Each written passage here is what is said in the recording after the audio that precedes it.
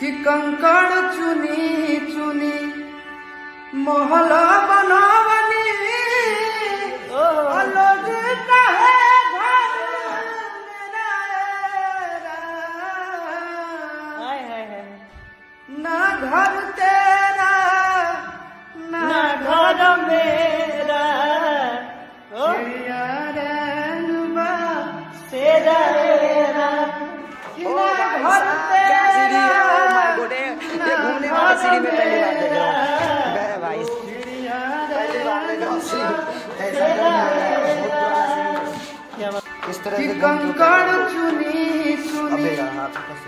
महल बनवनी लोग कहे घर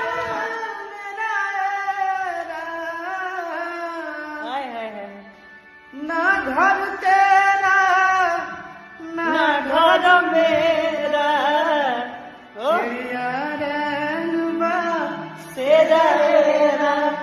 कि ना घर तेरा ना घर मेरा चिड़िया रेनुबा तेरा कि कंकड़ चुनी चुनी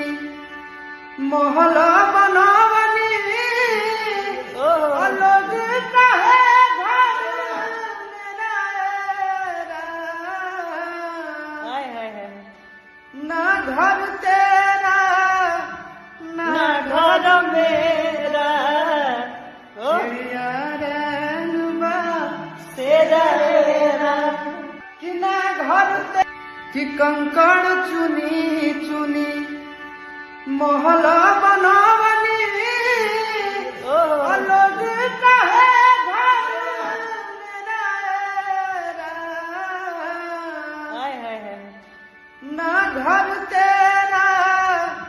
ना घर मेरा चिड़िया रेनुबा तेरा